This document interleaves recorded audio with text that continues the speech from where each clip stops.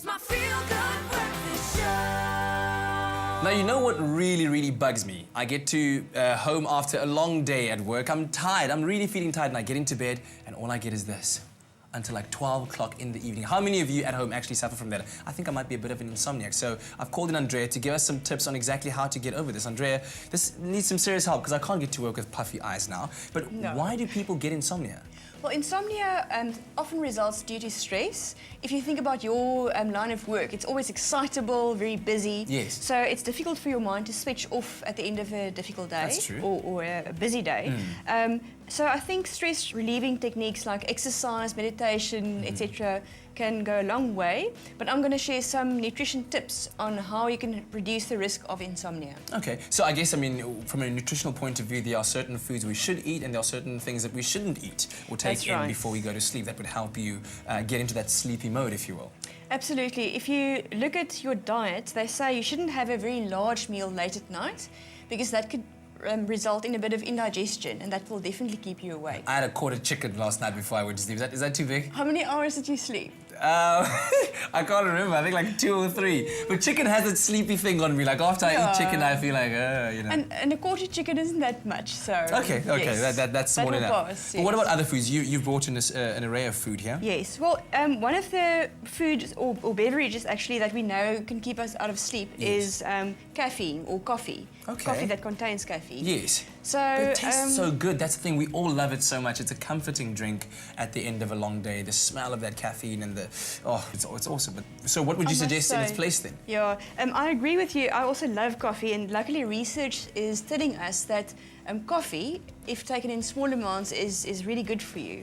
But it still contains caffeine, so if you go for a decaf coffee, that would be a better option. Okay. I would want to suggest Vital's chamomile tea, because that obviously is going to have soothing effects. Chamomile tea is caffeine-free, but it also has sedative properties. In other words, helping your body to switch off and sleep. Okay. It has calming effect on the mind and body and so on. So would you have it with some, let's say, chamomile tea with a sprig of mint, maybe?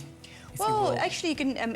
It works really well with a bit of honey. I like adding some milk to my chamomile tea. Okay. So that would work well. All right, okay. I'll try that out from now on and give you the results next time we speak about this. But what about the foods that you've brought here?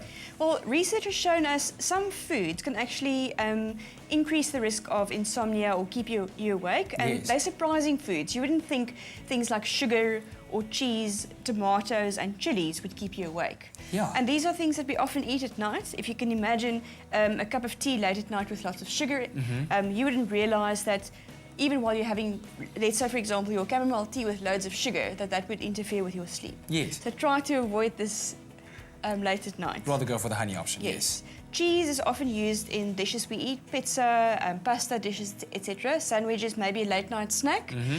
So too much cheese can also keep you awake. Is it because of the calcium content in it? No, it's largely because of the fat content, if that irritates your digestive system. Okay, so how does that then apply to milk, perhaps, if you like to have a warm glass of full cream milk? Warm glass of milk thankfully passes the test. That can go through as promoting good sleep, because even if it's a glass of full cream milk, the amount of fat that you'll consume through that is not that much. Okay. It's actually good for you.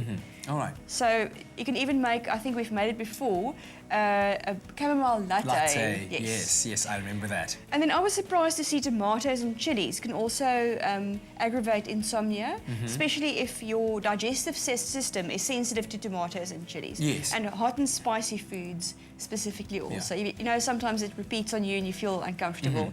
So I think listen to your body. I mean, my body would never tell me that cheese would keep me out of sleep, but I look at the research facts and I'll acknowledge that. Yeah. Well, my body right now is telling me that this cup of coffee is looking very, very delicious, so I'm going to annex it from you. But thank you very much. As always, do appreciate your time. And of course, if you have any other nutrition-related questions, you are welcome to ask those on Andrea's Facebook page, Andrea WC, Vital Expert.